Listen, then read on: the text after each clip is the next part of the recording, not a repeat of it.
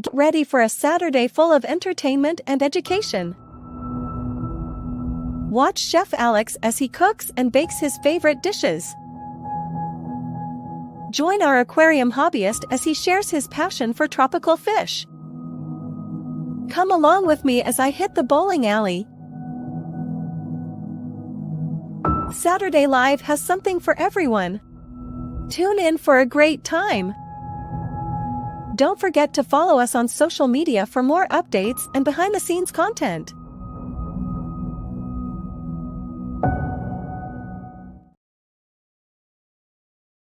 Saturday night.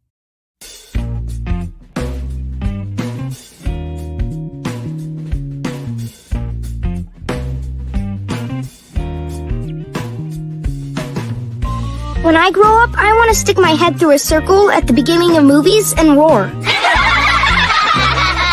What's up now, bitch?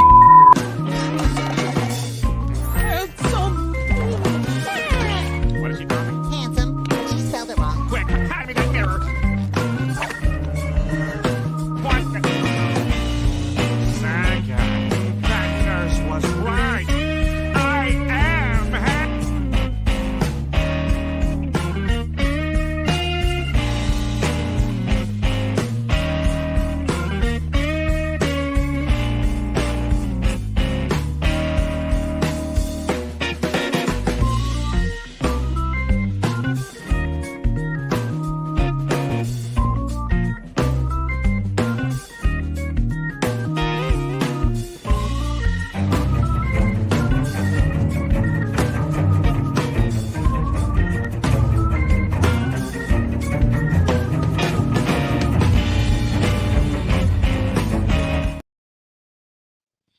Hello and welcome to Sunday Live with Alex Cardinale. Now, normally I would be live on Saturday Live with Alex Cardinale, but last night we had tech issues. So therefore, this weekend show is Sunday Live with Alex Cardinale. And boy, oh boy, do I have an episode in store for you tonight. You know, something magical happened this past Friday. This past Friday, I made my very first appearance on television for my local news channel. And I'm going to show you my very first television appearance tonight on Sunday Live with Alex Cardinale. A new segment debuts tonight. Each and every week, I'm going to feature a fish from Aquascapeonline.com. The debut featured fish for Aquascapeonline tonight is the Exodon Tetra, a.k.a. the bucktooth Tetra. The Oasis Aquatics featured fish is the Archerfish. Aqua Alex's featured fish is the electric catfish. Our animal of the week is the Jaguar. Chef Alex has Valentine's and diabetic-friendly recipes. Sergeant Slaughter has facts on Krispy Kreme doughnuts, and I'm going to recap the NFL playoffs and get you ready for the Super Bowl next Sunday. All that and more live right here, right now on Sunday Live with Alex Cardinale. So I hope you all enjoy the first Saturday Live of February. So let's get started. As always, if you're watching me live, or even if you're watching the replay of this video, if you have any questions, please post them in the comments and I will answer your questions. So let's get started with Alex Cardinale Asks You. And these are questions that I am asking you. Simply post your answers in the chat or in the comments of this video. Alex Cardinale Asks You. What are you doing for the Super Bowl next week? How often do you get to go out to eat? Where is your favorite place to go out to eat? And what do you look forward to this month? Post your answers down in the comments.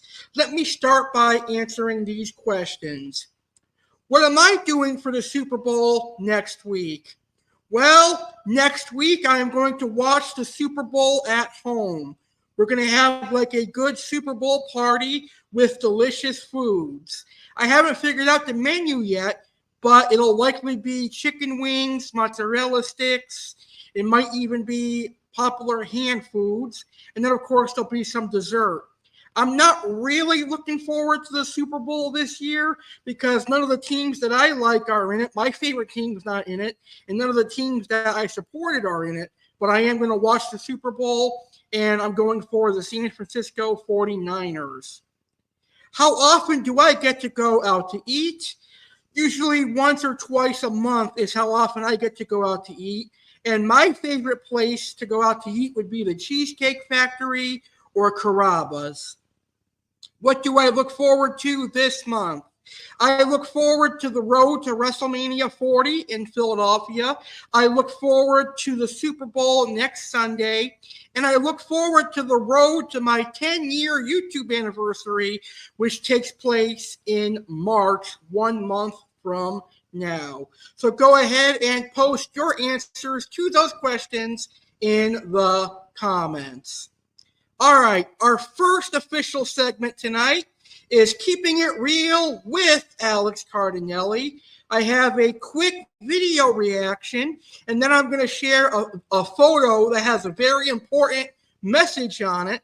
And then I'm going to talk about something that I was on the local news for, and I will show you my interview that I did for the local news. But first, let's get to our video reaction here on Keeping It Real with Alex Cardinale. It actually is a funny video that we're going to react to. It's only 8 seconds long, so let's check it out. I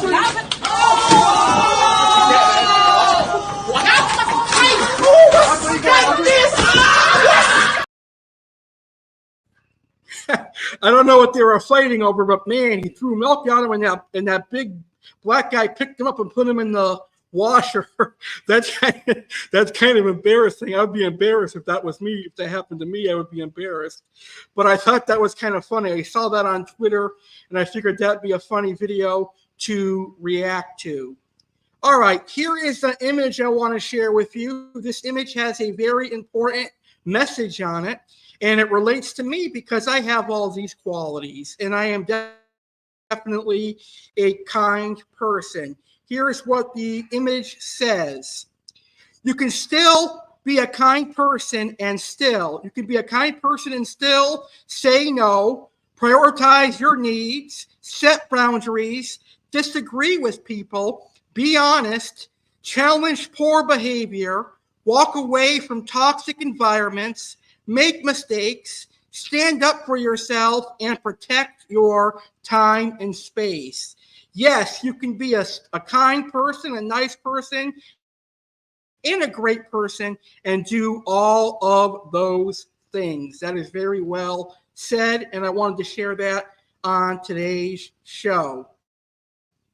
Okay, so one of our first topics for Keeping It Real with Alex Cardinale is sad. And a lot of my viewers know that I support the men in blue. I support the American police officers and the state police officers as well, because the police officers keep their communities safe. Well, Friday morning, the Florida Highway Patrol lost a very well-liked and well-respected young police officer by the name of Zachary Fink. Now, I personally met Zachary Fink very briefly when I was working at Publix, and Zach would come into Publix every now and then to purchase groceries, and I would talk with Zach about police work, sports, and bowling, and everything in between. And Zach at the time was in the academy for becoming a police officer, so he wasn't technically a police officer yet, but he was going to become one. And that was December 2019 to August 20 was when I was working at Publix. So I met Zach from late 2019, early 2020, and I'm assuming he became a police officer in 2021. But it was nice to meet Officer Fink, and I had the honor to be on the news to discuss the type of person that he was. We'll get to that in just a second. But Zachary Fink was the police officer, the highway patrol that lost his life on Friday after he got into an accident chasing a felon. So he died doing what he loved. So rest in peace to Florida Highway Patrol Officer Zachary Fink. And as I just said a minute ago, I was on the news. One of my bucket list items came true. Now, when I woke up on Friday, I never would have thunk that I would be on the news. That was incredible. I mean, I did a simple post on Facebook offering my condolences to Officer Fink, and I mentioned that I knew him from Publix. And then I had like 4 or 5 news stations reaching out to me, and they wanted to interview me to learn about the person that Zachary Fink was. I did one interview on Zoom, but I guess that news station did not play that interview. But my favorite interview that I did was with Steve King from, I believe it's West Palm Beach, F25, ABC 25. I did an interview with Steve King, and that was my favorite one that I did. It was very professional, and it was very, very awesome. So if you haven't seen my appearance on local TV, here it is. I hope you enjoy my appearance on the news. I hope this will not be my only appearance on the news. I would like to be on the news to promote my 10-year YouTube anniversary next month. But anyway, here's my appearance on WPBF 25 ABC. Enjoy.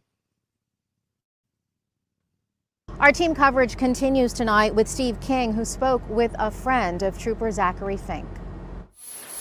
Alex Cardinale says when he found out it was Trooper Zachary Fink who died in this morning's crash in St. Lucie County, he was heartbroken. When I saw the image, I was devastated. Not a good thing to wake up to. Cardinale was a cashier and bagger at a Publix in West Palm Beach in 2020 where Zachary Fink would buy groceries.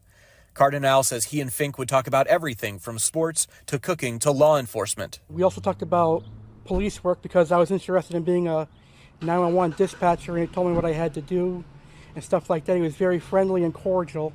Cardinale says Fink was still training at the academy at that time. Here's Cardinale talking about the person Fink was. He was very friendly, he was outgoing, and he cared about people. And he always told me he wanted to be a police officer and why. And I asked him why he wanted to be a police officer. And he said because all his life he wanted to save people and serve the community. Reporting in Palm Beach County, Steve King, WPBF 25 News.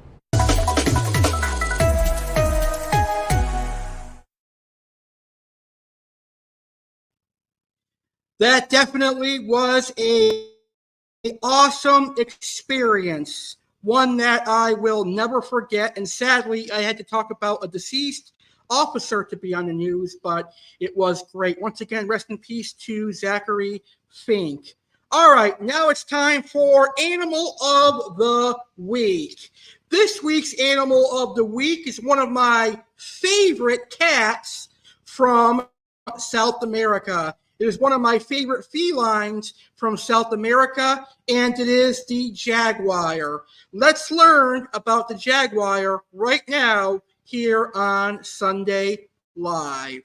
It's no secret that Alex Cardinale loves animals. Alex has tropical fish and a dog as pets, but Alex also likes other animals, and all types of animals. It's time to learn about a featured animal. What animal will be discussed this week? Welcome to Animals of the World here on Saturday, live with Alex Cardinale.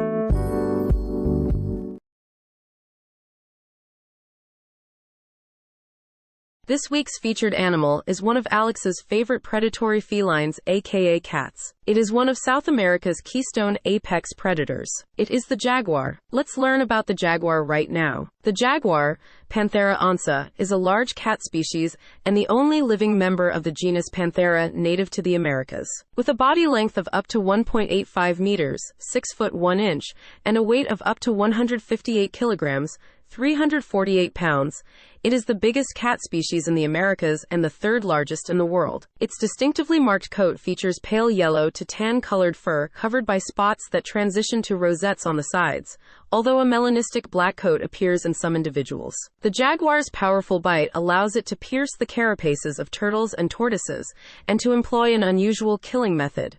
It bites directly through the skull of mammalian prey between the ears to deliver a fatal blow to the brain. The modern jaguar's ancestors probably entered the Americas from Eurasia during the early Pleistocene via the land bridge that once spanned the Bering Strait. Today, the jaguar's range extends from the southwestern United States across Mexico and much of Central America, the Amazon rainforest, and south to Paraguay and northern Argentina. It inhabits a variety of forested and open terrains, but its preferred habitat is tropical and subtropical moist broadleaf forest, wetlands, and wooded regions. It is adept at swimming and is largely a solitary, opportunistic, stalk and ambush apex predator. As a keystone species, it plays an important role in stabilizing ecosystems and in regulating prey populations. The jaguar is threatened by habitat loss, habitat fragmentation, poaching for trade with its body parts, and killings in human-wildlife conflict situations, particularly with ranchers in Central and South America. It has been listed as near threatened on the IUCN Red List since 2002. The wild population is thought to have declined since the late 1990s. Priority areas for jaguar conservation comprise 51 Jaguar Conservation Units, JCUs, defined as large areas inhabited by at least 50 breeding jaguars. The JCUs are located in 36 geographic regions ranging from Mexico to Argentina. The jaguar has featured prominently in the mythology of indigenous peoples of the Americas, including those of the Aztec and Maya civilizations. The jaguar is a compact and muscular animal. It is the largest cat native to the Americas and the third largest in the world, exceeded in size only by the tiger and the lion. It stands 57 to 81 centimeters, 22.4 to 31.9 inches, tall at the shoulders. Its size and weight vary considerably depending on sex and region. Weights in most regions are normally in the range of 56 to 96 kilograms, 123 - 212 pounds. Exceptionally big males have been recorded to weigh as much as 158 kilograms, 348 pounds. The smallest females from Middle America weigh about 36 kilograms, 79 pounds. It is sexually dimorphic, with females typically being 10 to 20% smaller than males. The length from the nose to the base of the tail varies from 1.12 to 1.85 meters, 3 foot 8 inches to 6 foot 1 inch. The tail is 45 to 75 centimeters, 18 to 30 inches, long and the shortest of any big cat. Its muscular legs are shorter than the legs of other Panthera species with similar body weight. Size tends to increase from north to south. Jaguars in the Chimela-Cuixmala Biosphere Reserve on the Pacific coast of central Mexico weighed around 50 kilograms, 110 pounds. Jaguars in Venezuela and Brazil are much larger, with average weights of about 95 kilograms, 209 pounds in males, and of about 56 to 78 kilograms, 123 - 172 pounds in females. The jaguar's coat ranges from pale yellow to tan or reddish yellow, with a whitish underside and covered in black spots. The spots and their shapes vary. On the sides, they become rosettes, which may include one or several dots. The spots on the head and neck are generally solid, as are those on the tail, where they may merge to form bands near the end and create a black tip. They are elongated on the middle of the back, often connecting to create a median stripe, and blotchy on the belly. These patterns serve as camouflage in areas with dense vegetation and patchy shadows. Jaguars living in forests are often darker and considerably smaller than those living in open areas, possibly due to the smaller numbers of large, herbivorous prey in forest areas. The jaguar closely resembles the leopard but is generally more robust, with stockier limbs and a squarer head. The rosettes on a jaguar's coat are larger, darker, fewer in number, and have thicker lines, with a small spot in the middle. It has powerful jaws, with the third highest bite force of all felids, after the tiger. Jaguars are also known as black panthers. The black morph is less common than the spotted one. Black jaguars have been documented in Central and South America. Melanism in the jaguar is caused by deletions in the melanocortin-1 receptor gene and inherited through a dominant allele. Its present range extends from Mexico through Central America to South America, comprising Belize, Guatemala, Honduras, Nicaragua, Costa Rica, particularly on the Osa Peninsula, Panama, Colombia, Venezuela, Guyana, Suriname, French Guiana, Ecuador, Peru, Bolivia, Brazil, Paraguay, and Argentina. It is considered to be locally extinct in El Salvador and Uruguay. Jaguars have been occasionally sighted in Arizona, New Mexico, and Texas. 52, 53.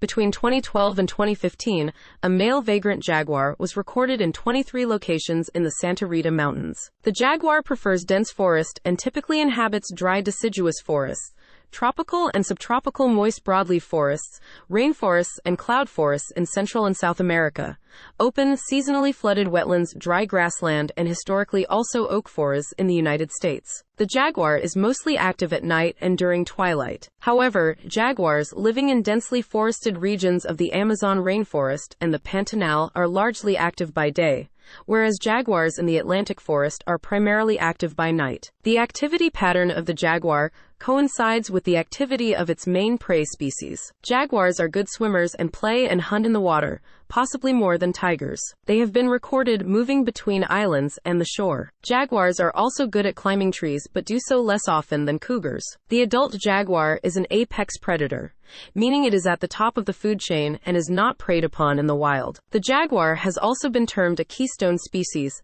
as it is assumed that it controls the population levels of prey, such as herbivorous and seed-eating mammals, and thus maintains the structural integrity of forest systems. However, field work has shown this may be natural variability, and the population increases may not be sustained. In South America, the jaguar is larger than the cougar and tends to take larger prey, usually over 22 kilograms, 49 pounds. The jaguar is an obligate carnivore and depends solely on flesh for its nutrient requirements. An analysis of 53 studies documenting the diet of the jaguar revealed that its prey ranges in weight from 1 to 130 kilograms, 2.2 to 286.6 pounds.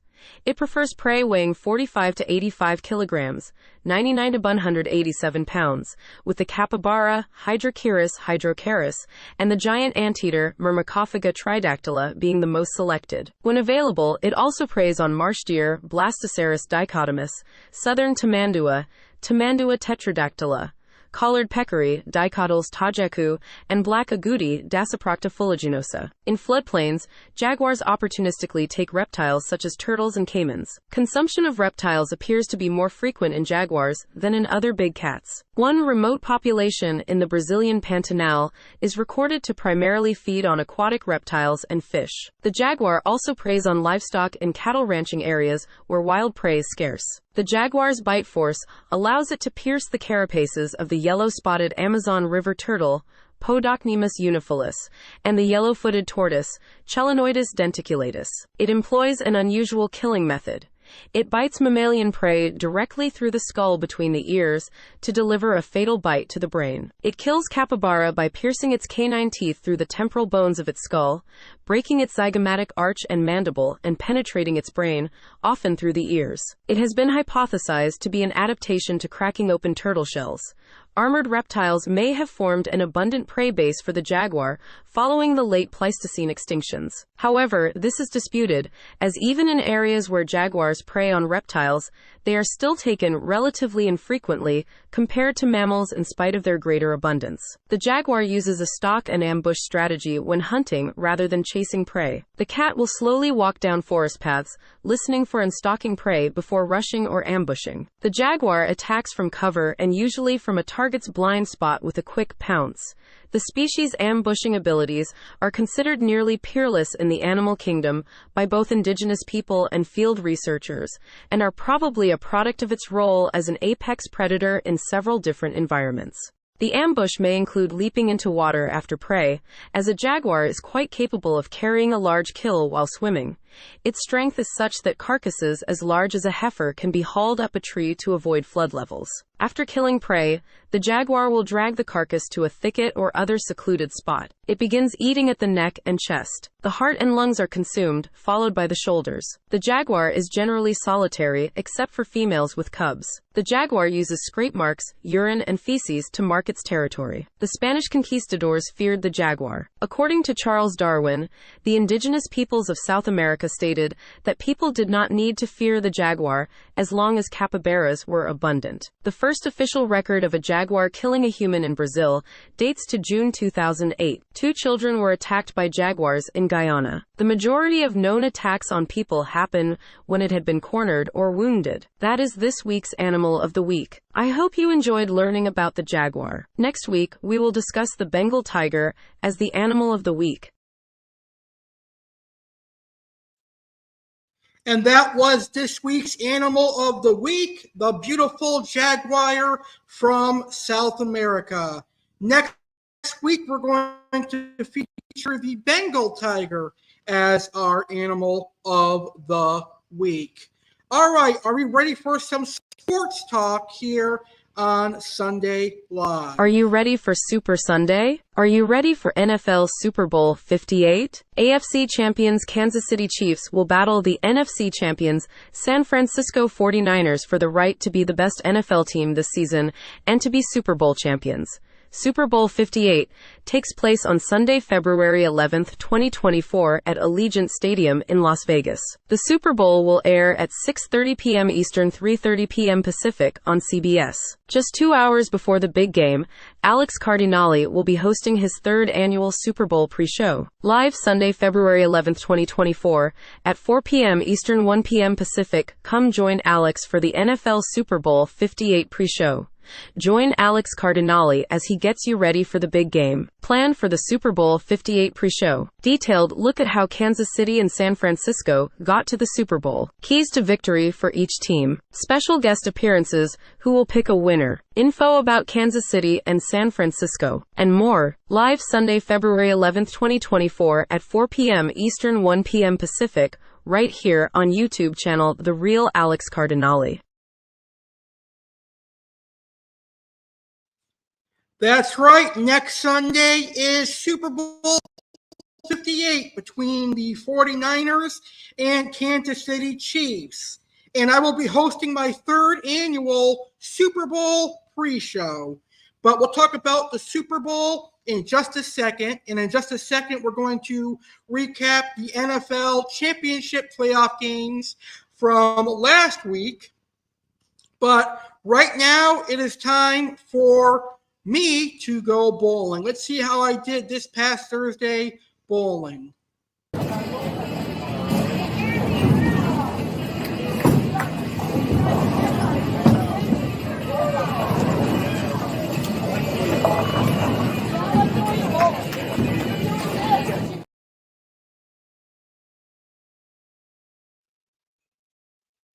All right, so this past Thursday, I bowled for the first time in February. So heading into bowling this past Thursday, I had an average of 103. And heading into bowling this week, I bowled bad the week previous. Did I bowl better this week? Let's find out. Unfortunately, I did not bowl as I had hoped to bowl. I actually bowled another terrible week this week. So, like I said, heading in, I had an average of 103. I was not able to hit my average at all these past 3 games. But hey, that happens from time to time. Nothing you can do about it. Game 1, 93. Game 2, 68. And Game 3, 80. I don't know what was going on this past Thursday. I must have been tired or something. So I had a total of 241 pins, 2 spares, and 0 strikes. Enough said. Definitely a terrible week for me. Perhaps one of my worst weeks in recent memory. But hopefully this Thursday will be a lot different. Hopefully this Thursday I'll get back to doing what I was doing best, having fun bowling and bowling my best. And hopefully I will beat my average at least once this coming Thursday. All right, enough of bowling for now. Now let's talk about football, and let's recap the championship games from last week, and let's get you ready for Super Bowl 58. So now it's time for the NFC and AFC championship game recap, and then like I said, we're going to preview the Super Bowl. So The AFC Championship game was between the Kansas City Chiefs and the Baltimore Ravens. Both championship games were really good, really well played. It could have gone either way. And the NFC Championship game was between the San Francisco 49ers and the Detroit Lions. The Kansas City Chiefs defeated the Baltimore Ravens 17-10. So therefore, your AFC champions are the Kansas City Chiefs. The Kansas City Chiefs are going back to the Super Bowl 1 year after beating the Philadelphia Eagles in Super Bowl 57. So the Chiefs are once again going to the Super Bowl. The Lions had the perfect opportunity to end their 30-year drought, and they had the perfect opportunity to go to Super Bowl 58. Last Sunday, they were winning the NFC Championship game for a while. Unfortunately for the Detroit Lions, they fumbled, literally. They fumbled their lead, and they're going to be watching Super Bowl 58 on their couches. The San Francisco 49ers officially eliminated the Detroit Lions, and the San Francisco 49ers punched their ticket to Las Vegas in Super Bowl 58 as the 49ers beat the Lions 34-31. And the San Francisco 49ers are now your 2023 NFC champions. So, Super Bowl 58 in Las Vegas next Sunday, February 11th. It's going to be AFC champions Kansas City Chiefs versus NFC champions San Francisco 49ers. The Super Bowl starts at 6:30 p.m. Eastern, 3:30 p.m. Pacific next Sunday, February 11th. Don't miss my third annual Super Bowl 58 pre-show next Sunday at 4:30 p.m. Eastern, which is 1:30 p.m. Pacific here on my YouTube channel, The Real Alex Cardinale. And because next weekend is a Super Bowl weekend, we're going to have a Super Saturday Live next Saturday, and we're going to return to Saturdays next Saturday. But we'll talk about next week's episode later on in the show. And that's it for sports for this week's episode of Sunday Live. Let's get to our very first topic of the evening. It is February, and February is known for Valentine's Day. So my first topic tonight, I would like to discuss things to do for Valentine's Day. You know, me personally, I've never been big into celebrating Valentine's Day because, unfortunately for me, I'm still single. But on Valentine's Day, I like to treat the people that I love really well, like my family, my parents, and, of course, my beagle, Brandy. Brandy's like a daughter to me, even though she is a furry friend. Anyway, if you are fortunate enough to be married or have a significant other, here are things that you can do for Valentine's Day coming up in a few weeks. Book tickets for a night out. Have some fun with a night out. Pursue local events calendars to see what plays, concerts, or other events are going on and buy those tickets in advance. You could even just go see a movie in theaters together. Whatever you choose, be sure to dress up and take a picture together at some point in the night. Recreate a memorable date. A fun way to relive the past and enjoy the present is to think of a favorite date you went on together, or even your first date, and then plan how to recreate it. Twist it up by doing an at-home version with a little extra creativity. Take dancing lessons together. You're never too old to learn how to dance. Research dance studios in your area and book a lesson for Valentine's night out to learn to ballroom dance, salsa, cha-cha, samba, mamba, and more together. You're sure to leave feeling more connected than when you entered. Book a staycation or a vacation. You don't have to go far from home to have a getaway. Book a night at a nearby hotel or resort and leave your kids, if you have kids at home, with a sitter or a family member. Upon arrival, enjoy a night away from your to-do list and ordinary routines. Order room service, watch a movie, read together, or do whatever says quality time to you and your partner. One of my favorite things I like to do, whether it's Valentine's Day or not, and I have something special coming up, play hooky. Take the day off from work and enjoy some rest and relaxation. Have breakfast in bed, do a crossword together, and binge watch your favorite shows and movies. Reminisce about how and why you two first fell in love. And that is things you can do this Valentine's Day to have a Valentine's Day that you'll love and you'll remember forever and ever. All right now let's go ahead and welcome Chef Alex to the show for the first time tonight. Chef Alex is here with some great Valentine's recipes for you.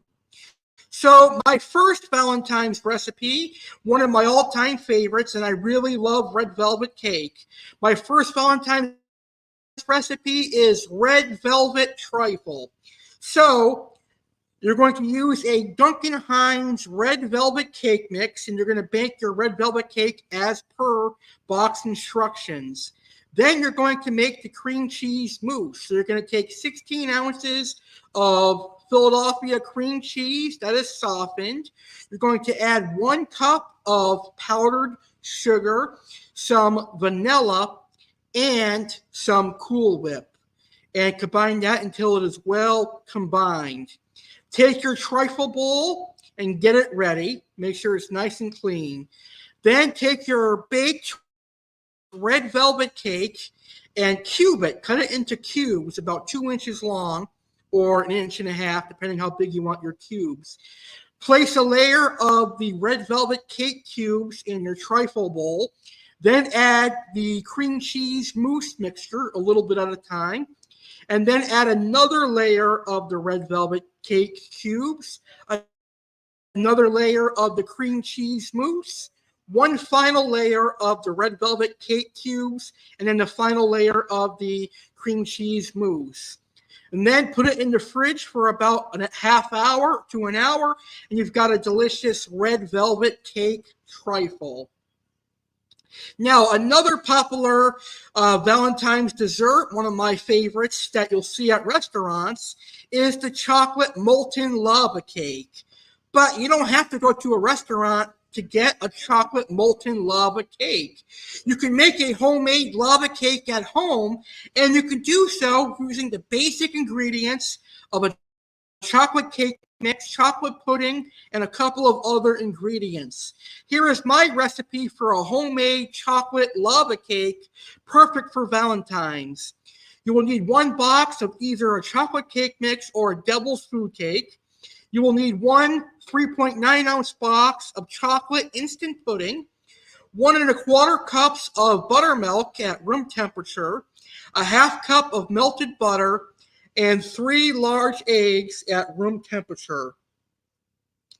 And you're also going to make a ganache. So for the ganache, you're going to need some heavy cream, about a 1/2 cup of heavy cream, and a bag of chocolate chips. So heat the heavy cream in the microwave until slightly steaming, but not simmering, about 90 seconds. Pour over your chocolate chips and stir until melted. Let cool, cover, then refrigerate overnight or until firm. It should still be scoopable. Keep ganache in the fridge until right when you're ready to use it, and that'll be when you place it in between the cake batter. Now, to make the lava cakes, preheat your oven to 350 and grease 2 12-slot non-stick muffin tins with cooking spray. In a large bowl, beat together cake mix, instant pudding, buttermilk, butter, and eggs. Evenly scoop the batter into the prepared pans, about 3 tablespoons or a big cookie scoop worth. It should fill half the muffin tin. Then place Then place 1 level tablespoon of ganache into the center of the batter and gently press down. It's okay if the ganache isn't fully submerged. 1 pan at a time, bake for about 15 to 20 minutes in a preheated oven. The center will still be gooey, but an inserted toothpick in the edge of the cake will come out mostly. Let the cakes cool for 5 minutes in the pan and run a knife along the sides of the cakes. Place a baking sheet on top of the muffin pan and flip them.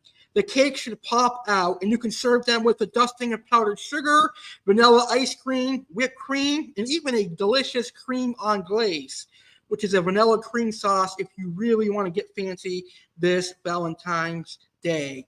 So those are Chef Alex's Valentine's recipe. Chef Alex will be back on the show with a diabetic-friendly recipe later on tonight.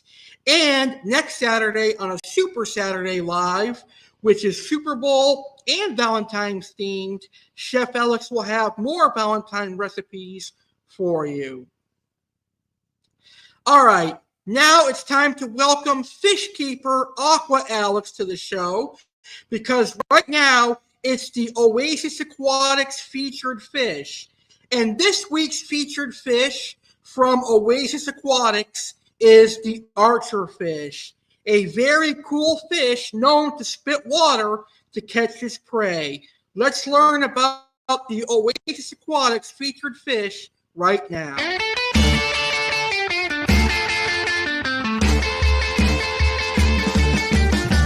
So my name is Tom.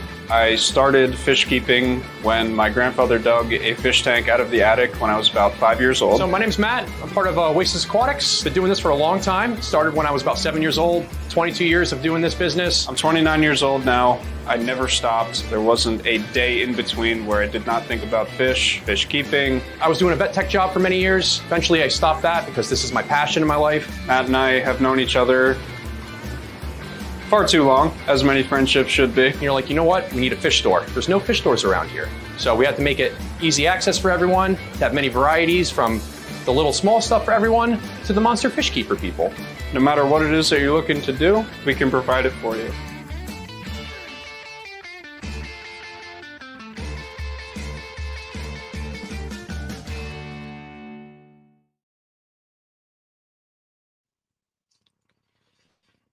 All right, so let's learn about the Archerfish. Most fish that feed on insects must rely on them falling, landing, or being blown into the water.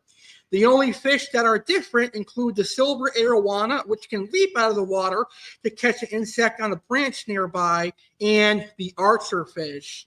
The Archerfish is a very cool fish. They're known as the sharpshooters of the aquarium hobby.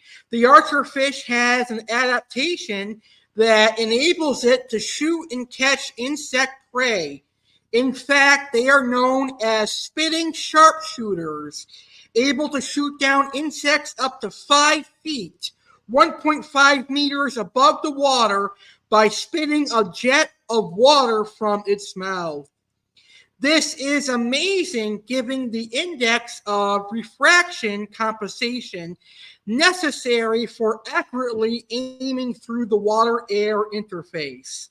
Shooting is made possible because Archerfish have specially adapted mouths and eyesight. They have an elongated mouth that has an internal channel through which water can be forcefully pumped using powerful jaw muscles. There is a deep groove that runs along the roof of the mouth and a ridge along the top of the tongue that fits into this groove. When an Archerfish shoots a jet of water, it raises its tongue against the roof of the mouth, forming a tube, like the barrel of a gun. The gill covers are then quickly closed, which forces the water along the tube. The tip of the tongue acts as a valve. In the wild, Archerfish are essentially carnivorous. Their diet is mainly insects, small aquatic crustaceans, insect larvae, and zooplankton. Some floating vegetable material, such as plants, pollen, flower buds, and pulpy fruits, are also ingested by the archerfish.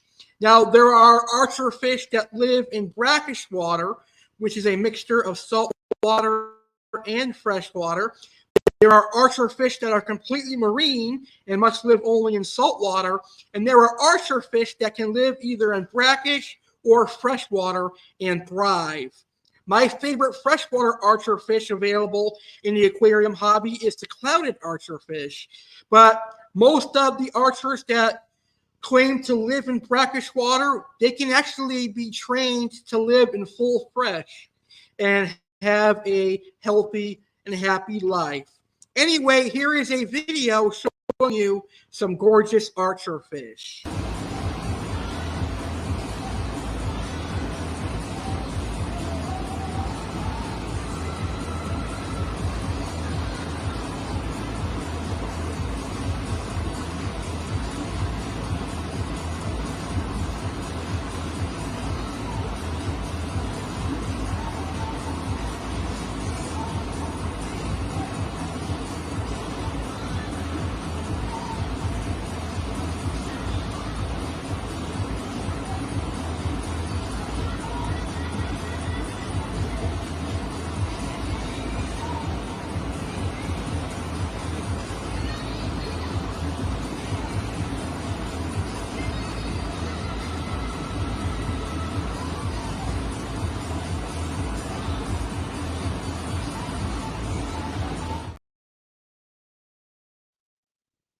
So those are gorgeous archerfish. So if you're looking for archerfish and you want to get some for your aquarium, they are currently available at oasisaquticsnj.com, and they're a very affordable price. You can definitely get a nice group of them for about $100 or so. So just go to oasisaquticsnj.com and you'll be able to purchase some gorgeous archerfish.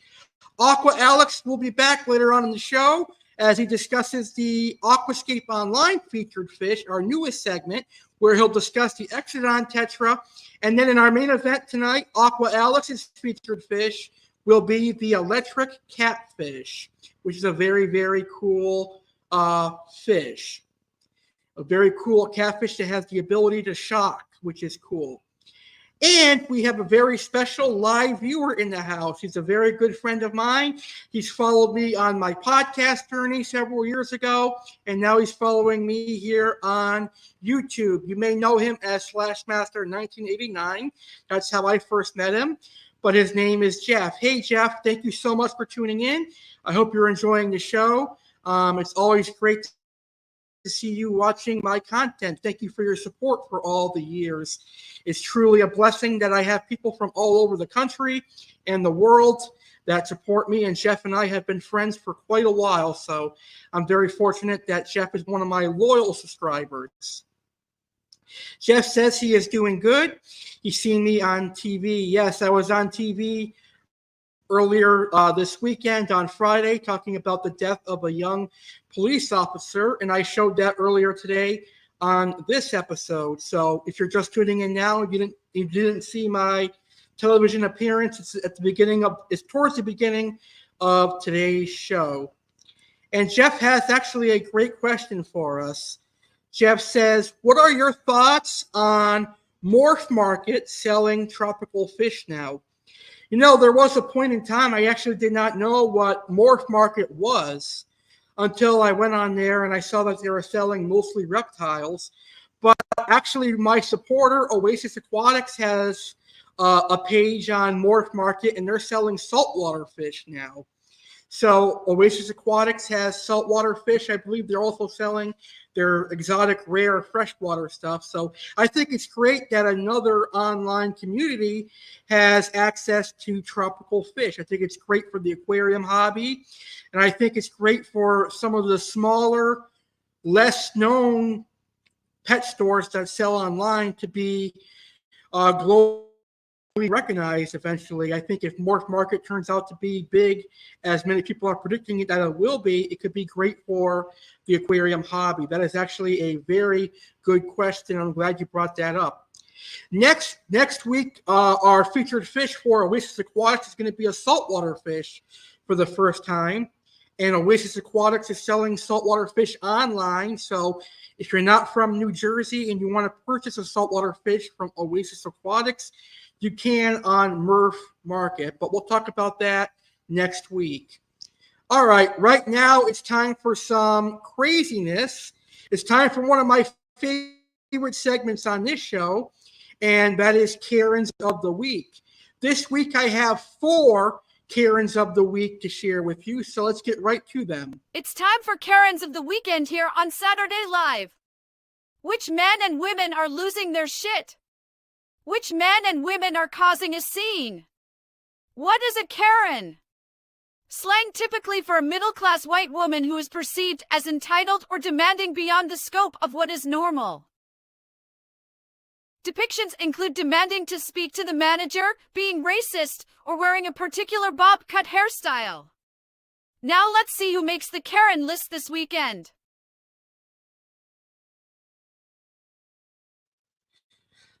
Sometimes men can be Karens. Then they're officially recognized as Chad or Brad. Here's a good example of a male Karen causing quite the scene at an airport and making a mockery of himself, making himself look like a fool. Check it out. I think you're gonna get a good laugh out of it. Taken. I'm not afraid to take a stand. Everybody, come take my hand. This one we'll take together. Look at the stars. Everybody, come take my hand. This one we'll take together. Through the storm. Everybody, come take my hand. This one we'll take together. Through the storm. And I can't stop living this way. I'm coming out of my cage. You want a little Detroit here? Let's bring a little Detroit to town. A little bit of Radiohead.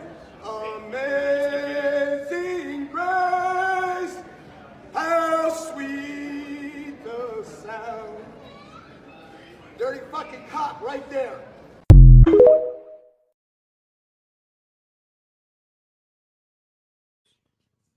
It's moments like that I am thankful for social media. You can see people losing their shit and make a mockery out of them. I can't believe that guy was acting like that in the airport. I would be totally embarrassed to be acting like that out in public. Well, our next Karen of the week is someone who was late to a doctor appointment, and not 10 minutes late, not 20 minutes late, not a half hour late, but she was more than an hour late, and she was upset that the doctor would not see her. Check it out. You're going to be talking to me like that, I'm going to need you to exit and go to a different doctor because we're not going to deal with you being late to your appointment, okay? I have a job just like you. Okay, so go to your job and tell them you have an appointment and you need to get out early. That's what you need to do. Try to fucking provide for your kids as an own income and see if you have any control. I'm not sure what that has to do with an iCloud. I don't have fucking state Okay, insurance. good for you. I don't have shit. Good for you. I don't have fucking child support. Okay. I do this shit on my own. So like I said, I'm fucking late for my appointment because I got off work late. You're gonna have to leave or I'm gonna call the police. Call the police. Call them, bitch. Call the police. You're a fucking bitch. Watch, I had already referred 4 fucking people over here. See if I refer 1 fucking person. Alright, Mom. Fuck you. Fuck your family. I hope you fucking Oh my die. god. Alright, have a good day. Oh my god. Oh my god. Who needs to behind my fucking computer? You need Fuck to go. You need to go. Fuck them. You need to go. Bitch. You need to go. Let's go, bitch. Sit down. Wow. Technically, if I was a doctor too, I wouldn't see anyone that's a half hour late, let alone an hour late. So I definitely agree with the doctor there. Jeff has a funny comment about the previous Karen of the week that I showed you, the male Karen. He says that guy is nuts. It reminds me of Snitsky. Gene Snitsky. That's funny. Well, our next Karen is actually another dude who actually is pissed off because he was delivering either Instacart or a DoorDash, and I guess the person that ordered didn't tip him. Check it out. Do not interrupt me. And then coming over here driving on my dime to get your groceries and you don't give me a tip, that is not only unethical, but it's not only is it disturbing and unethical, but it's very wrong of you to think that way. You've got a mental screw up in your brain that doesn't work. And I'm not going to waste my time and breath with you. I'm going to cancel your order right now. Okay. Boom, canceled, and you're going to go pick up your own order. Right? No, I'll just get a different shot. Okay. So you do whatever you have to do. You're wasting your time. He's literally wasted his time. Do you realize how dumb you sound? Okay, you sound dumb. I'd like to find out how it would feel for you to go and do my job and deliver it and then not get tipped. How would you feel if somebody didn't tip you, lady? Answer me.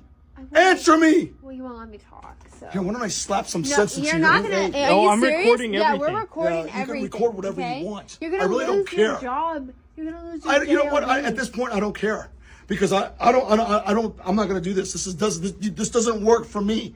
I put in the $0. Let me tell you something else. Accepted the bag. Let me tell you something else, lady.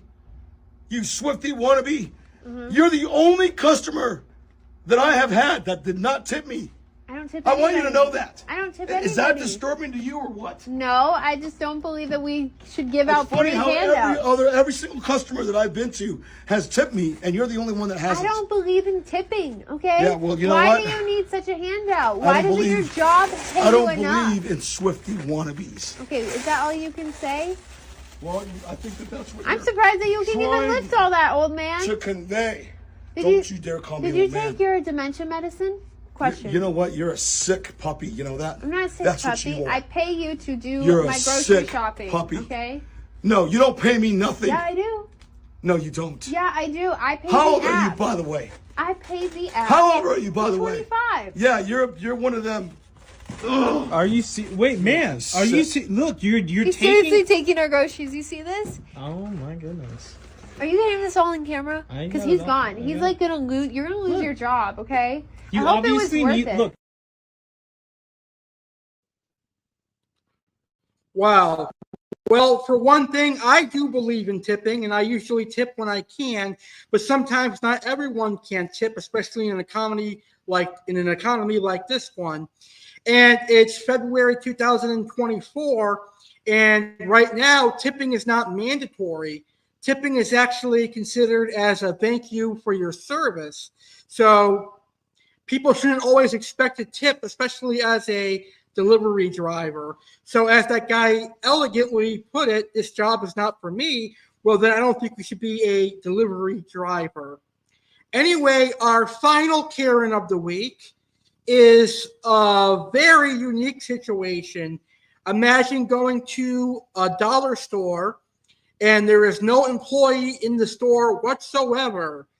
The employee either walked off the job and quit and left the doors open and left the store open, or the employee did something else and left.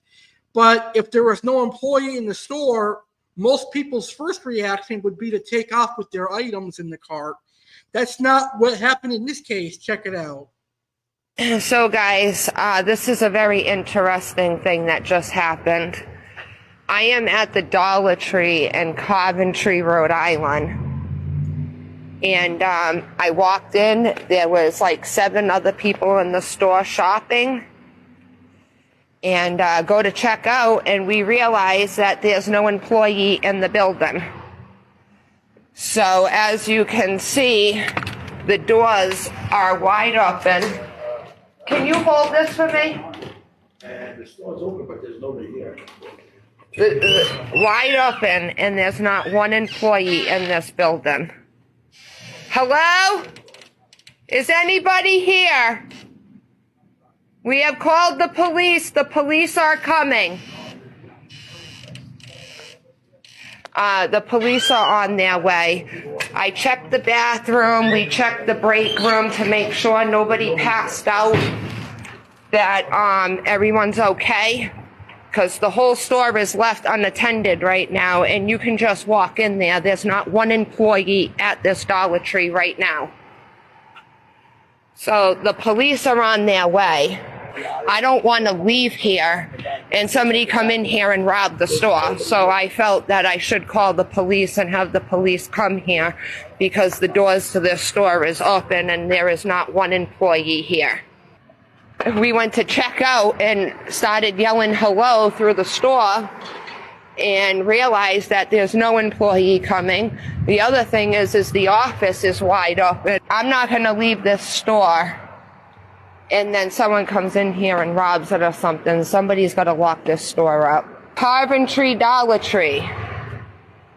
You either had an employee walk off the job or they didn't lock up your store correctly. I'm completely blown away that this happened. And I have all the video. Oh, here's the cops now, thank God.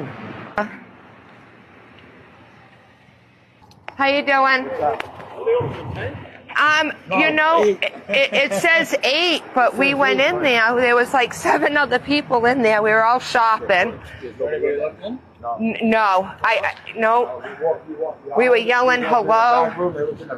The office is wide open. Go in the bathroom? The girls did. The girls did. No one's back there. So both bathrooms men too? Or was it just one? Okay. Bathrooms were checked, break rooms were checked just to make sure somebody didn't pass out. It says that they're up until 8. I mean, it's 7:55 now, and I've been here for about a half an hour and haven't seen one employee. So I don't know what's going on at the Coventry Walmart, but another cop. Definitely glad that I was not leaving here without calling the police and leaving a store wide open without an employee here. I know the girl did go in the way back and check like the bathrooms and stuff like that. How you doing? Hi. We came here and we were shopping. There was like 7 of us in the store. And we go to check out and realize there's no employee in the store. Nobody else. Nobody. We're yelling hello. We went in the way back. I started filming just because, so we all came out and called. We didn't want to leave. Everyone else wanted to leave and not call the cops. So we called because we weren't leaving the store unattended like this. The office door is wide open. We checked the bathrooms. We checked the break room. Nobody's in here at all. Yeah. What's your name? Oh, I'd like to remain anonymous. Thank you. I don't want to put you in a bad position, but you guys were in the store and we're trying to figure out what happened. Yeah, I know. There's video cameras. You know what I mean? So yeah. I'd really like to get to the bottom of it. Yeah, if you wouldn't mind just telling me what your name is and so we can wrap all this up. Yeah, this is crazy. I don't know if an employee quit. No, it says they close at 8 o'clock and it's 7:57. Thank you. You're welcome. But I just wanted, I mean, he called, but I felt it was the right thing to do to not leave a store wide open. See, now he's going to try to get out, and that's what happened to us. Yeah. Nobody's in there, right? That door was. Wow, that definitely was a crazy situation. I don't know of too many stores that have no employees, nothing, a ghost town. That's kind of unique, but I couldn't take that New England voice anymore. I recognize that. I used to live in New England, so I'm used to people talking like that. I guess this situation happened right around dinner. All right, that's this weekend's Karens of the Week. We shall see who will be a Karen next Saturday on our next edition of Saturday Live. Well, in less than a month from now, it will be 10 years that I've been on YouTube. I cannot wait for my 10-year YouTube anniversary taking place on March 6th and March 7th. Here is some more information about my 10-year YouTube anniversary coming up in less than a month. It all begins again. You are invited to celebrate 10 years of Alex Cardinale on YouTube. Alex Cardinale created this YouTube channel on March 6, 2014. At the very beginning, this channel was dedicated to tropical fish and aquariums. As the years progressed, this channel has incorporated WWE, cooking and baking, crime discussion, and even a Saturday talk show. Now, 10 years later, I am growing bigger and better on YouTube. I now have well over 1,000 videos, well over 16,000 subscribers, and well over 200 million views. For 10 years straight, I've put my blood, sweat, and tears into this YouTube channel. Through the good and the bad, one thing has always remained true. Alex Cardinale will always be on YouTube. No one or nothing can stop me from creating my quality content, and no one can stop all my success.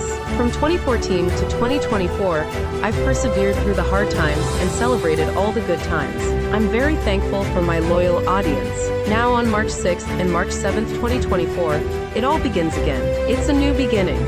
Let's celebrate a decade of dominance, a decade of perseverance, a decade of the unexpected, a decade of greatness, and of course a decade of being legendary. The 10-year YouTube anniversary will be a 2-night extravaganza beginning Wednesday, March 6, 2024, and concluding at the end of the show on Thursday, March 7, 2024. Both shows will begin promptly at 9 p.m. Eastern, 6 p.m. Pacific, and will air live on YouTube channel The Real Alex Cardinale. It will be a stupendous event, and you are all invited to be there. The 10-year YouTube anniversary extravaganza begins Wednesday, March 6, 2024, at 9 p.m. Eastern, 6 p.m. Pacific. Night 1 of the 10-year YouTube anniversary has a stupendous lineup. There will be a very special, mystery surprise guest who will be revealed during the show. Loyal viewer and personal friend Jeremy Stelhern will be another guest joining the fun. Chef Alex is celebrating a decade of being on YouTube in style. Chef Alex will whip out the KitchenAid stand mixer and preheat the oven, because he will be making cannoli sandwich cookies and red velvet cheesecake. Aqua Alex will also be in attendance, and he will discuss something fishy and may even get new fish and have a surprise in store for the audience. Alex will have a surprise vlog-style video at a cool location. It could be a zoo, it could be an amusement park, it could be a casino. It will be revealed during the show. Surprise appearances. Who will make an appearance this year? Detective Alex will discuss the Springfield, Massachusetts strangler Alfred Gaynor. All that and more. Live Wednesday, March 6, 2024 at 9 p.m. Eastern, 6 p.m. Pacific on YouTube channel The Real Alex Cardinale. The stupendous 10-year anniversary party continues on Night 2, live Thursday, March 7, 2024, at 9 p.m. Eastern, 6 p.m. Pacific on YouTube channel The Real Alex Cardinale. Another stupendous lineup in store to conclude the 10-year anniversary. Aquatic wetline supporter and Oasis Aquatics owner Tom McGuire will be one of our special guests. What will he discuss? Will he bring a special fish keeping gift for all the fish keepers watching? Hint, there may be an Oasis Aquatics discount. Business mentor, podcaster, and personal friend Catherine Jones will be another guest to join the party.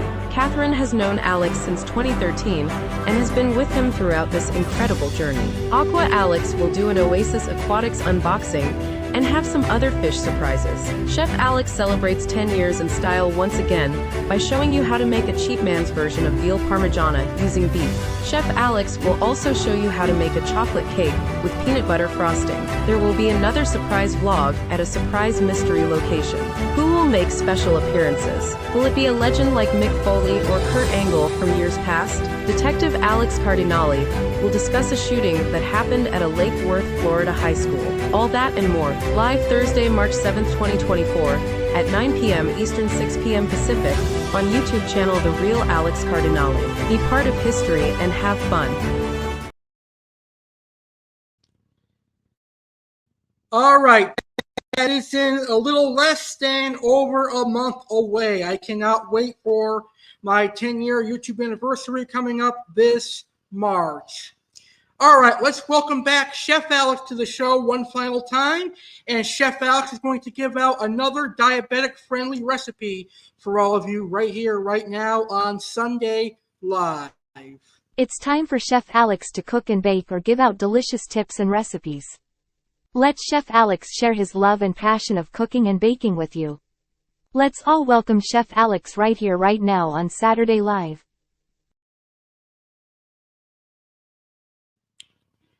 Okay, this week's diabetic-friendly recipe is one of my favorites.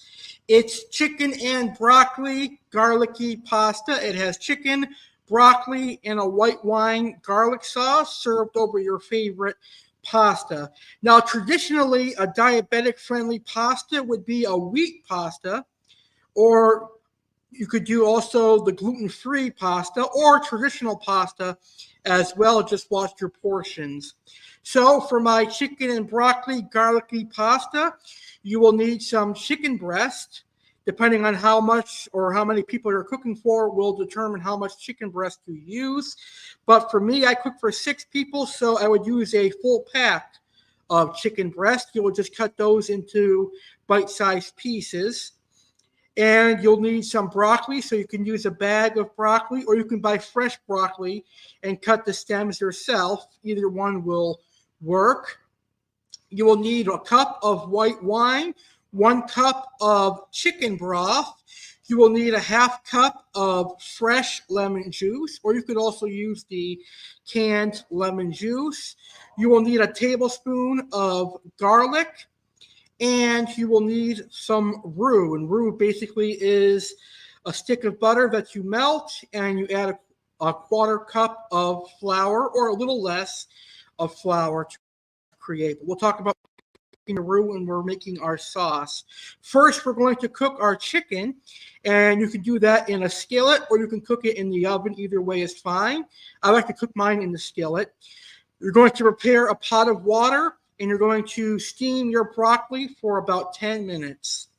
And that should be nice and al dente. In the meantime, we're going to create our sauce. We're going to take that stick of butter, we're going to melt it, and then we're going to add in the flour and mix until it's well combined. And it no longer smells like flour. It starts to develop like a nutty flavor or a nutty smell to it.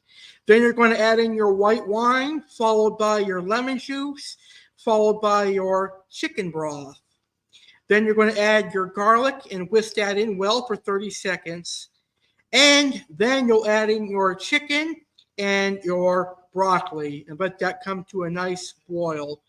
At the same time, you're going to start cooking your pasta, whether you're using a wheat pasta or if you're using a gluten-free pasta, which I've never tried, probably never will, or if you're using a cauliflower-type pasta or a regular pasta, then go ahead and cook your pasta now, and you're ready to serve once your pasta is done. This is a really quick, easy weeknight dinner for people who have diabetes or have a family member that has diabetes. It really is delicious. And you can use any type of pasta you want, whether it be penne, ziti, rigatoni, spaghetti.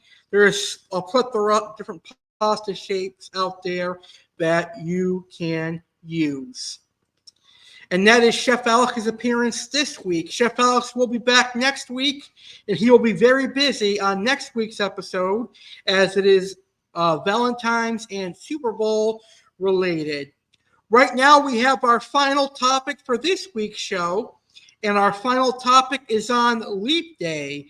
Believe it or not, 2024 is a leap year, and leap year happens every 4 years.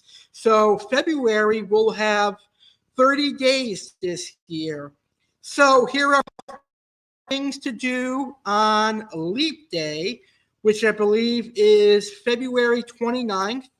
And that is a Thursday. So here are things that you can do on Leap Day. You can play Leap Year Bingo. You can host a recipe party.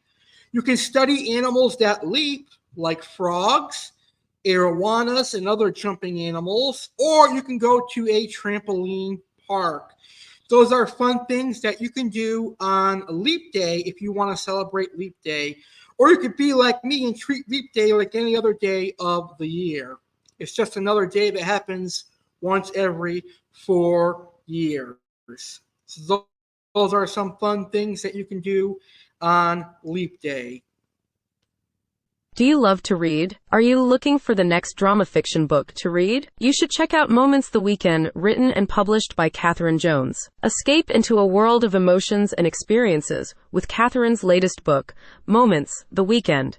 Immerse yourself in a captivating journey that explores the magic hidden within the ordinary. About the book. In Moments the Weekend, discover the power of seemingly simple moments as they unfold over a weekend. Through laughter, tears, and unexpected twists, the characters invite you to join them on a roller coaster of emotions. It's a story that will resonate with anyone who cherishes the beauty of life's fleeting moments. Why you'll love it. Engaging characters you'll connect with. A plot that keeps you hooked from start to finish. A celebration of the beauty in everyday life. Thank you for your support. As an independent author, your support means the world to Katherine. Thank you for being part of this incredible journey. Get your copy today and dive into the magic. https://tntbsmedia.com/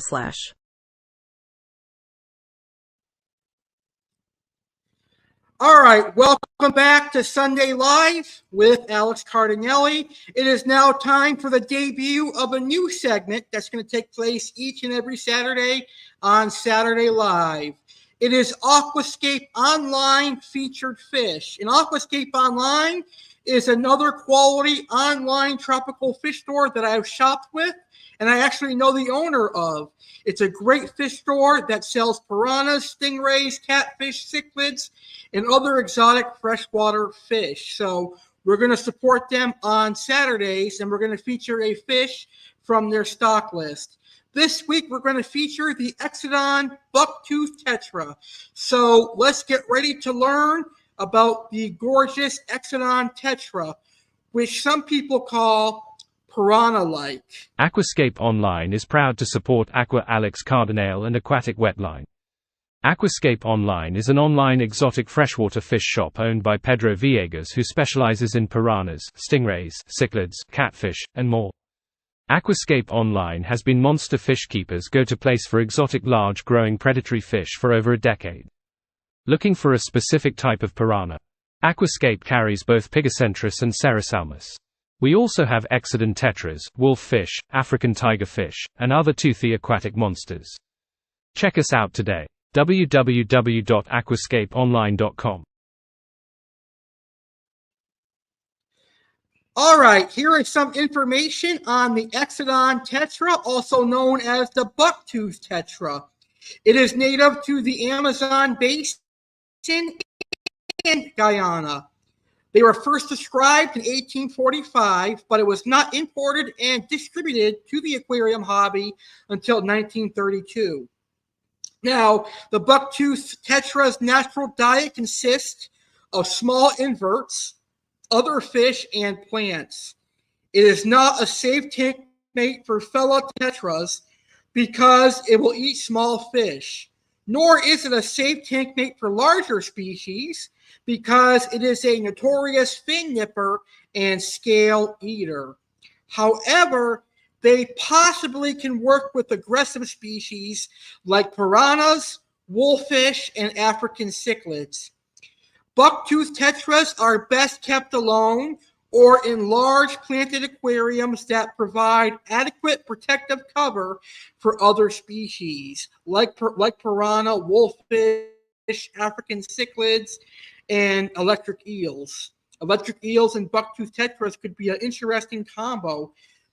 They are best kept in shoals of 8 or more. A shoal of fewer than 8 will pick at each other and stress the exodons to a point where it will either catch a disease or die of severe wounds. It is otherwise extremely hardy and can live in home aquaria for more than 10 years.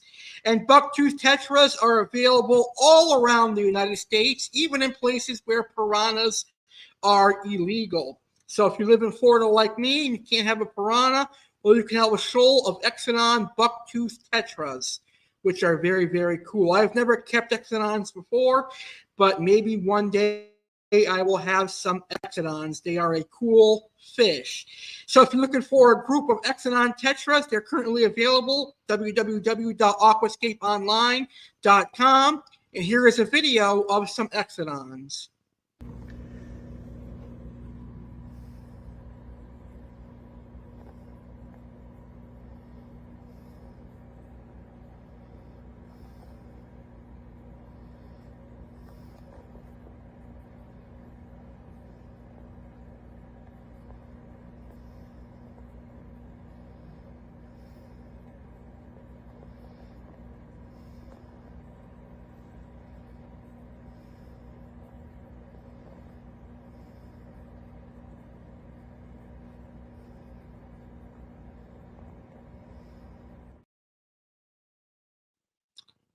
And that was the beautiful bucktooth Tetra, an amazing Tetra from South America, available at aquascapeonline.com. Aqua Alex will be back later on in the show in our main event to talk about the electric catfish. And I want to go over an amazing comment that was just left for me by my viewer and friend, Jeff. Jeff says, regarding our 10-year YouTube anniversary, Jeff says, super impressive. 10 years of hard work and grinding through the hustle, not giving a fuck about what anyone says. You're a true entertainer, and I guarantee you there will be a 20-year celebration. Thanks for all the amazing content that has taught me things and entertains me. That's awesome. Thank you so much for your kind words. I appreciate that, and it's very true. I have done a lot of hard work. I've grinded through the hustle, and anything that was negative that people said, I really didn't care about. So I'm glad you saw that, and I'm glad you stuck by me for 10 years with all the great content that I did. It was an honor, and it is an honor to still do it 10 years later. So I can't wait to see what the future holds for sure. That is incredible. All right, now it is time to welcome good old Sergeant Slaughter to the show. And now we're going to learn a thing or two about Krispy Kreme donuts, which is actually one of America's favorite donut store. I think it's more popular now than Dunkin' because Dunkin' has transferred its focus from donuts to beverages now. Dunkin' is more reliant on coffee and cappuccinos and stuff. I mean, they still have donuts, but their donut selection is very limited. So now I think Krispy Kreme is taking over the donuts in the United States. Check out some facts on Krispy Kreme right now. And all you maggots out there, listen up. Hey maggots, Sergeant Slaughter here. It's time for Facts with Sergeant Slaughter. Today, I am going to discuss Krispy Kreme donuts, America's favorite donuts. Here are those facts. Donuts continue to be reinvented with crazy toppings and even expensive fillings. But is there anything better than sinking your teeth into a classic glazed? Krispy Kreme has been getting that right since the 1930s, and showing up with a box of their famous donuts is guaranteed to win you friends anywhere. Krispy Kreme has been making donuts for almost 80 years. Vernon Rudolph founded Krispy Kreme on July 13, 1937 in Winston-Salem, NC. He rented a building in Old Salem to make donuts by the dozen, and initially he sold them to local grocery stores. But the demand soon led him to sell his sweets directly to customers on the sidewalk through a window. The original glazed are the top sellers. Since the beginning, customers have been lured to Krispy Kreme shops by the smell of the original, no-frills donuts. The yeasty dough goes through the company's proprietary air-pressurized extruder and gets formed into perfect rings, which then proof for about 30 minutes. They're fried in vegetable shortening before passing beneath a waterfall of warm sugar glaze, a process that Rudolph's engineers invented back in the 60s. Before that, they were hand-glazed in a galvanized washtub. The recipe is a Southern secret. Vernon Rudolph is said to have bought the special donut recipe from a New Orleans French chef, and now it's locked away in the company vault at the Winston-Salem plant. There's been plenty of speculation about the ingredients, but according to historians, the historic recipe likely consisted of cream of fluffed egg whites, mashed potatoes, sugar, shortening, skim milk, and flour. What's really in them? The world may never know. The donuts taste best at a very specific temperature. After frying, Krispy Kreme donuts are bathed in a cascade of glaze that's 120 degrees F. The glaze cools and sets as the donuts make their way to the end of the assembly line, where they're boxed by shop employees. It's at this very moment that the treats are prime for eating, which is where the hot light comes in. Starting in 1992, shops began turning on neon "Hot Donuts Now" signs to alert customers that fresh donuts are available for purchase. There are tons of chances to get free donuts. Throughout the year, the chain offers tons of promotions that allow customers to snag free sweets, whether to celebrate National Superhero Day or the Day of the Dozens. Pay attention so you don't miss out. Those are all of the facts on Krispy Kreme donuts I have for you. Next week on Super Saturday Live, I will be making a triple appearance once again. I will have facts on the NFL Super Bowl, I will have facts on Valentine's, and I will have facts on Dunkin' Donuts. Have a great rest of your weekend, and enjoy the rest of Saturday Live. You are dismissed. And that's an order.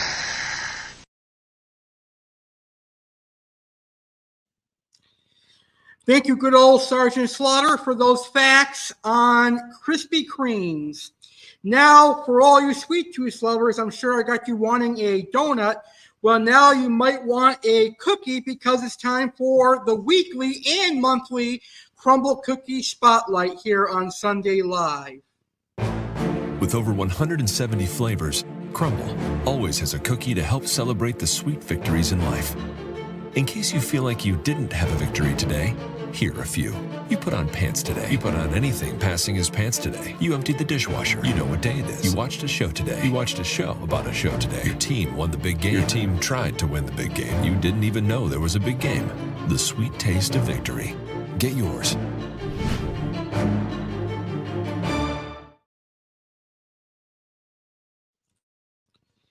All right, so let's go over the monthly menu. And all these cookies are available at crumblecookies.com. So if you don't have a Crumble near you, you can check out the February shipping menu. February shipping menu is here. Their first flavor for the shipping menu is Dark Dream, and that is a decadent chocolate cookie packed and topped with gooey semi-sweet chocolate chips. They have one of my favorite, Valentine's Original, featuring M&M cookies. Or M&M candies. M&M cookies are my favorite. So the Valentine's Original features M&M candies. It's the tried and true cookie peppered with crunchy red, pink, and white M&M candies. They also have the Frosted Strawberry featuring Pop-Tarts. That's breakfast with a pop. A buttery cookie packed with strawberry filling, then covered in a pool of melted white chips, a frosted strawberry Pop-Tarts bite, and flaky rainbow sugar. Peanut butter munch, a peanut butter cookie topped with milk chocolate, a crunch of peanut butter coated cereal pieces, and a sprinkle of powdered sugar.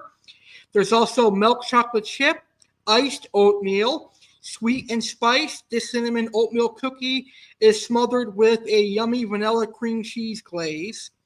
And there is the brownie batter, which is layers of textures. A warm chocolate cookie packed by sweet chips and topped with brownie batter. And finally, there's the cowboy cookie. Yeehaw! A warm oatmeal cookie filled with tasty semi-sweet chips, sweated shredded coconut, and crunchy toasted pecans. And that is the February shipping menu. Now, this menu that I'm going to read off is from the previous week, so this menu is no longer good, no longer valid. They already announced a new menu that I will talk about next Saturday, or this coming Saturday.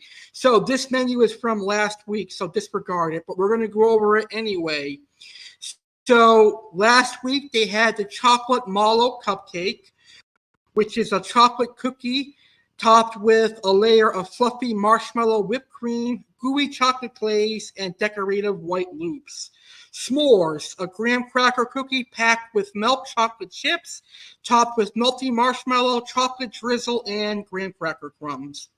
Vanilla crumb cake featuring golden Oreo, a warm cookie mixed with golden Oreo cookie pieces, topped with a swirl of vanilla cream cheese frosting, and even more golden Oreo cookie pieces. One of my personal favorites, sugar featuring Mother's Circus Animal. A rainbow sprinkles cookie smothered with melty white chips, crowned with a Mother's Original Circus Animal cookie, and a splash of rainbow sprinkles. There was also the mystery cookie and milk chocolate chip. And that is this week's Crumble Cookie Spotlight here on Sunday Live. It has been an incredible episode so far. I've had a blast here. I've had a blast here on Sunday Live. So Jeff says my favorite Valentine's candies are those strawberry edible underwear. That's funny. That was a good one, Jeff. I had a good laugh out of that. But anyway, it's been a great episode so far tonight here on Sunday Live. But next week, we have a super fantastic episode coming your way. It is Super Saturday Live this coming Saturday to celebrate the Super Bowl and Valentine's Day. Here's what's in The store next Saturday this Live will Saturday. be super. It's a supersized Saturday Live with Alex Cardinale, airing on Super Bowl weekend, live this Saturday, February 10th, 2024, at 9 p.m. Eastern, 6 p.m. Pacific. It's Super Saturday Live with Alex Cardinale, a Super Bowl 58 and Valentine's themed Saturday Live. The animal of the week will be the Bengal tiger. The Oasis Aquatics featured fish for the first time will be a saltwater fish and will be a pink-tailed triggerfish. Aquascapeonline featured fish will be the Sanchezi piranha. Aqua Alex's featured fish is the pink-kissing gourami. Alex Cardinale will get you ready for the NFL Super Bowl 58 between the Kansas City Chiefs and San Francisco 49ers by discussing tips for hosting a Super Bowl party, my favorite Super Bowls, and comparing Kansas City and San Francisco. Get ready for Valentine's with Alex Cardinale, discussing Valentine's gift ideas and romantic locations. Chef Alex Cardinale will have more Valentine's recipes and diabetic-friendly recipes. Sergeant Slaughter will have a triple set of facts. Get facts on the NFL Super Bowl, Valentine's, and Dunkin' Donuts from Sergeant Slaughter himself. All that and more, including Karens and funny videos. Live this Saturday, February 10th, 2024, at 9 p.m. Eastern, 6 p.m. Pacific, on YouTube channel The Real Alex Cardinale and Instagram Alex Cardinale 93.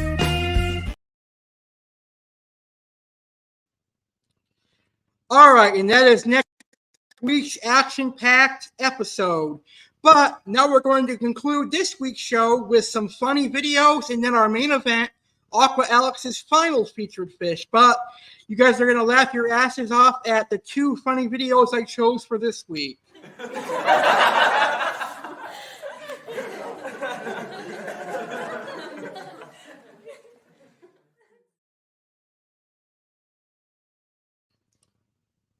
So this first funny video I actually found on YouTube, and I thought it was very funny and hilarious. It's an adult take on Charles Brown, or the Charlie Brown Show. Check it out.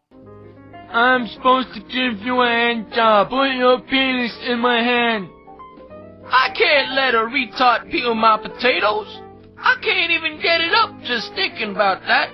Don't oppress me for being retarded, fuckface. Put your penis in my mouth. Yo, you giving me another? Shit, now that's on point. Holy shit, yo, naturally contorted bird shit catchers really do the trick. Get over here, Mossy. You close the deal? Oh! Now it's my turn.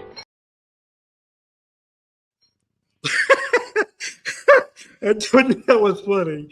Oh my god, that was hilarious. And here is our final funny video. Muscles, you're gonna suck my dick. The fuck is going on? Well, good luck with that one. Come on, Russell. But I gotta take a fucking shit. The chink is right. He's gotta take a fucking shit. And while he's taking his little Chinese shit, you are going to blow me. And you're gonna do it nice and softly, because I like it that way. So I can come all over your fucking face. Gross. So those are our funny videos this week. Jeff says the San Francisco 49ers are going to win Super Bowl 58. Want to bet Crumble Cookie 4-pack on it? Yeah, definitely. I'd love to bet that. I'm actually rooting for the San Francisco 49ers anyway, because my friend Enzo is a Kansas City Chiefs fan, and I really don't like the Kansas City Chiefs. So I personally want to see the San Francisco 49ers win. So I'll definitely bet that the San Francisco 49ers win. And if we both win, then we both get Crumble Cookie 4-pack. So that's going to be awesome. Jeff says, holy shit, just busted my liver laughing. That was funny. All right, now it's time for our main event. And now our main event is Aqua Alex's featured fish, which is a catfish that is able to produce electricity, and it is the electric catfish. So let's learn about the electric catfish. One fish, 1 week, in a world filled with thousands of different fish species. Which fish makes the cut? It's Fish of the Week.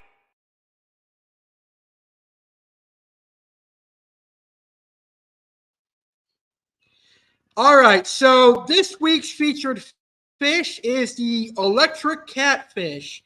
A catfish with the body and face only a mother can love, but it produces electricity, which is really cool.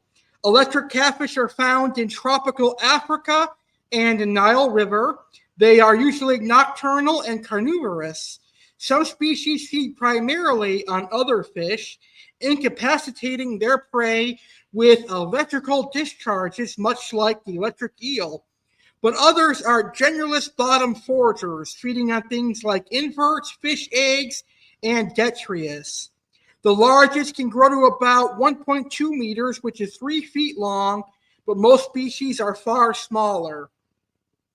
The shock of the electric catfish is used to stun prey and also in defense to protect itself.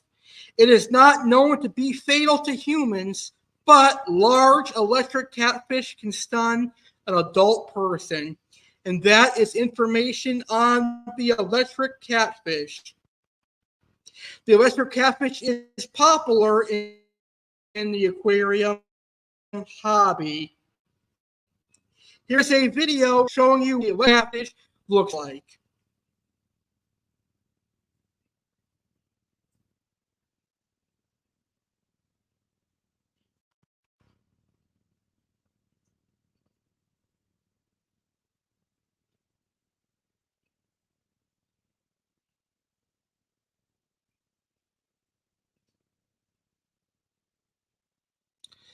All right, and that is Sunday Live with Alex Cardinale. I hope you all enjoyed this episode of Saturday Live, which took place a day later because of technical issues.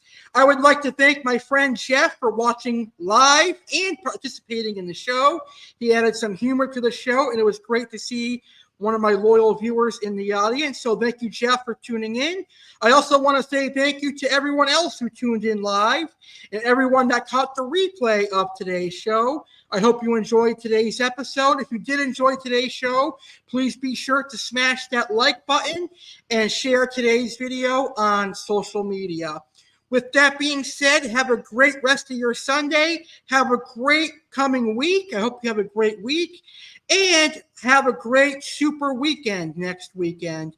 I will see you all for Super Saturday Live this Saturday, 9 p.m. Eastern, 6 p.m. Pacific on YouTube channel, The Real Alex Cardinale. Have a great rest of your day, and thank you for watching Sunday Live. Good night, everybody.